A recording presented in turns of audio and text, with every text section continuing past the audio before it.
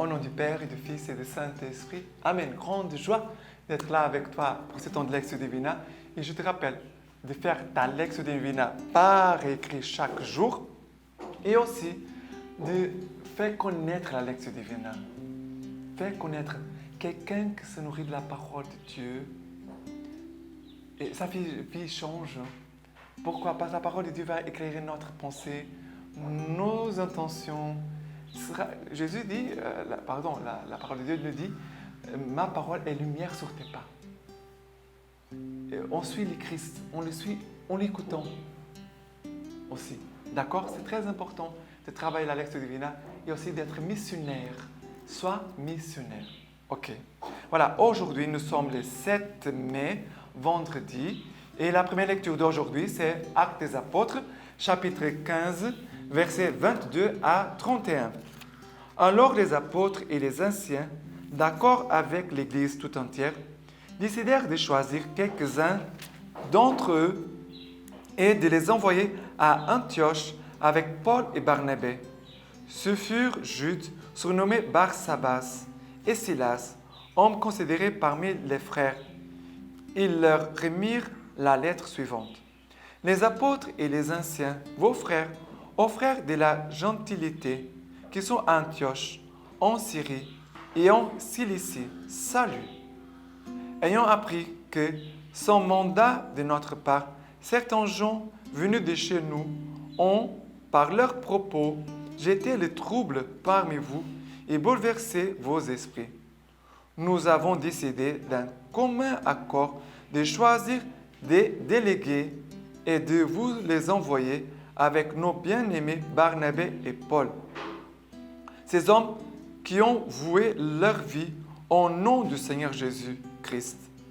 Nous vous avons donc envoyé Jude et Silas qui vous transmettront de vive voix le même message. L'Esprit Saint et nous-mêmes avons décidé de ne pas vous imposer d'autres charges que celles-ci, qui sont indispensables. Vous abstenir des viandes émolées aux idoles, du sang des chairs étouffées et des unions illégitimes. Vous ferez bien de vous en garder. Adieu. Prenons le congé. Donc, les délégués descendirent à Antioche, où ils réunirent l'assemblée et remirent la lettre. Lecture en fut faite, et l'on se réjouit de l'encouragement qu'elle a porté. Ça veut dire, cette lettre a porté un encouragement. Et nous devons être aussi des personnes d'encouragement. Quelqu'un qui encourage, soutient l'autre.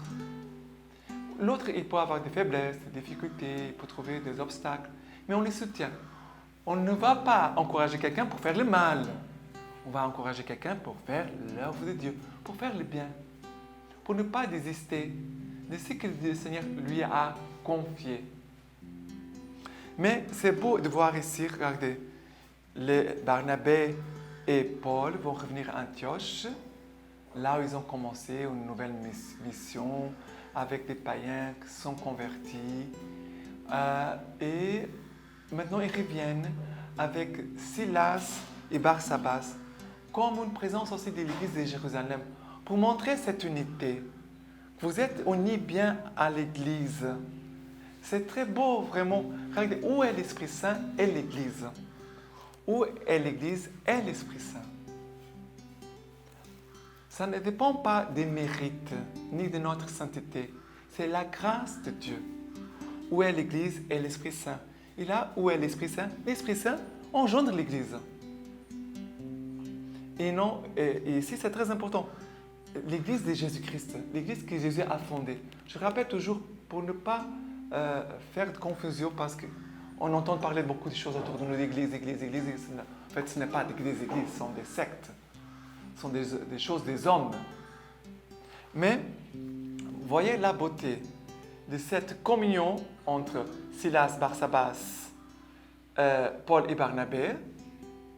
Ça veut dire l'Église qui est à Jérusalem, l'Église qui est à Antioche, l'Église fondée avec des Juifs à Jérusalem, l'Église qui a été fondée maintenant à Antioche avec des païens et qui sont en communion.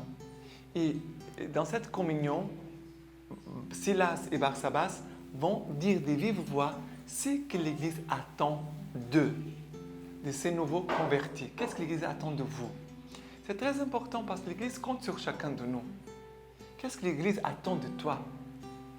Qu'est-ce que Dieu attend de toi et c'est qu'est-ce que l'Église aussi attend de toi? Très important. Ils vont dire, vous abstenir des viandes immolées aux idoles, de sang des chairs étouffées et des unions illégitimes.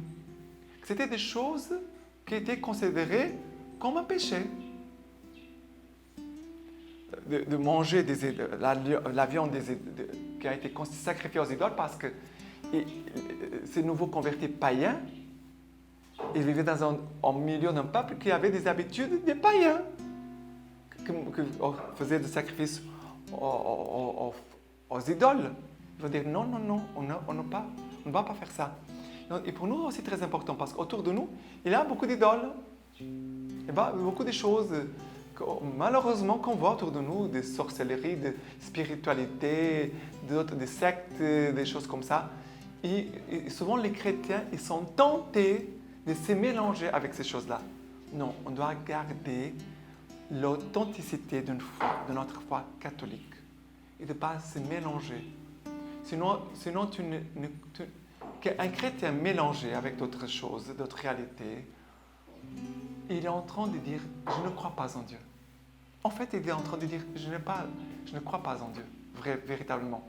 Sinon, il n'allait pas se mélanger avec ces choses-là. Et en même temps, ici, il parle des unions illégitimes dans le sens que si tu veux vivre la foi, tu dois avoir quelqu'un qui partage ta foi, qui partage la même foi. Ce n'est pas des questions seulement de tribu. Non, ce n'est pas ça. Ça concerne la foi. Tu ne dois pas te marier avec des païennes qui adorent des idoles. C'est ça qu'ils sont en train de dire. Bien sûr, ça concerne aussi des mœurs de la vie conjugale. On pourrait traduire pour nous aussi cela. OK? Voilà. Alors, on pourrait parler d'autres choses, mais voilà, c'est cela un peu que je peux vous partager aujourd'hui. Maintenant, les psaumes d'aujourd'hui, c'est le psaume 57. Mon cœur est prêt, ô Dieu, mon cœur est prêt. Je veux chanter, je veux jouer pour toi. Éveille-toi, ma gloire, éveille-toi, harpe et sitar, que j'éveille l'aurore. Je veux te louer chez les peuples, Seigneur, jouer pour toi dans les pays. Grand jusqu'aux cieux ton amour, jusqu'aux nuées ta vérité. Ô Dieu, élève-toi sur les cieux, sur toute la terre ta gloire. Mais ce qui me touche ici, c'est éveille-toi ma gloire, éveille-toi harpe et sitar, que j'éveille l'aurore. Mon cœur est prêt, mon cœur est prêt, mon Dieu. Notre cœur doit être prêt. Dire Seigneur, donne-moi cette disponibilité et aussi cette force intérieure pour te suivre et d'obéir à ce que ton Église me demande et de vivre d'une façon profonde et authentique la foi. De vivre d'une façon véritable, authentique et profonde la foi. Sinon, nous pouvons être des chrétiens qui ne donnent pas le vrai goût de Dieu au monde. Quand Jésus va dire, vous êtes le sel de la terre, la lumière du monde, c'est une grande responsabilité. Sinon, si nous ne vivons pas la foi d'une façon authentique, véritable et profonde, on va donner au monde une chose qui n'est pas la vraie foi en Jésus-Christ. On doit dire, Seigneur, mon cœur est prêt. Mon cœur est prêt pour te suivre. Seigneur, tout ce que tu me donnes de vivre aujourd'hui, mon cœur est prêt. Pourquoi? Parce que tu ne permets pas aucune chose dans ma vie sans m'accorder ta grâce. Seigneur, tu ne me permets pas de vivre quelque chose aujourd'hui si tu ne m'accordes d'abord ta grâce. Et pour cela, je peux être quelqu'un qui éveille la foi dans le cœur des autres.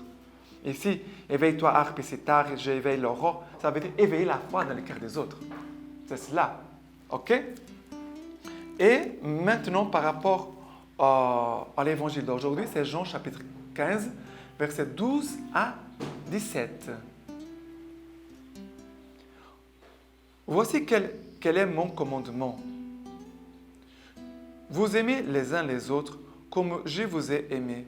Nul n'a plus grand amour que celui-ci, déposer sa vie pour ses amis. Vous êtes mes amis si vous faites ce que je vous commande. Je ne vous appelle plus serviteur, car le serviteur ne sait pas ce que fait son maître. Mais je vous appelle ami, parce que tout ce que j'ai entendu de mon Père, je vous l'ai fait connaître.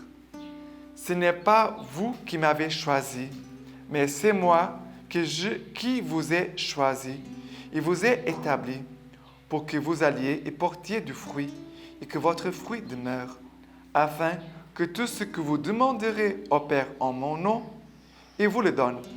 Ce que je vous commande, c'est de vous aimer les uns les autres. Le commandement de Jésus, à nouveau, c'est de vous aimer les uns les autres. En verset 12 et en verset 17, Jésus répète la même chose. Voici quel est mon commandement, vous aimez les uns les autres. Verset 17, ce que je vous commande, c'est de vous aimer les uns les autres. Mais l'amour ne vient pas de moi, ne vient pas de toi. L'amour vient de Dieu.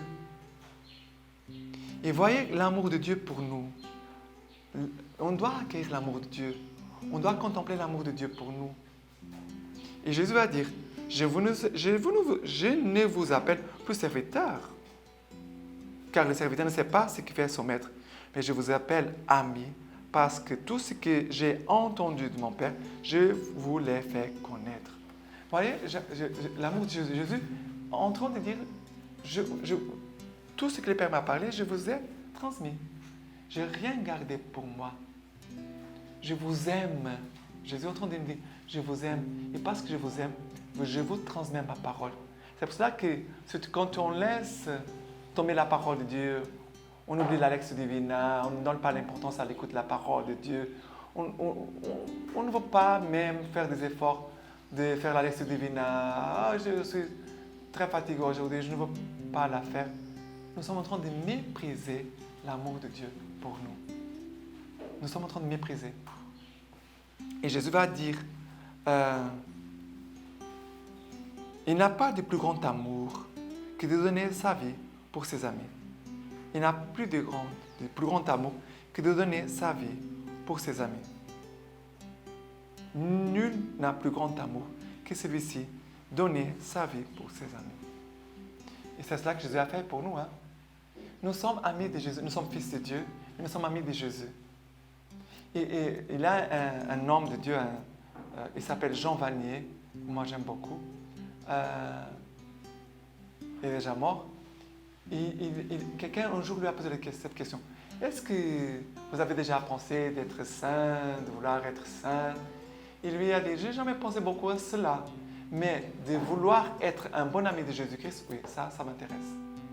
De devenir saint, il dit, c'est pas ça ma motivation, mais de devenir un bon ami de Jésus-Christ, c'est cela ma motivation. Jésus, il est un bon ami pour nous, il a donné sa vie pour nous, mais que nous soyons aussi des bons amis de Jésus-Christ et de nos frères et sœurs pour être capables de les aimer et de donner aussi notre vie. Aimons les uns les autres. Aimons-nous les uns les autres. C'est cela le commandement de Jésus.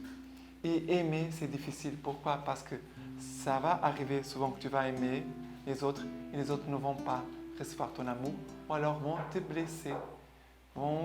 Mais c'est à nous de choisir, de vouloir aimer.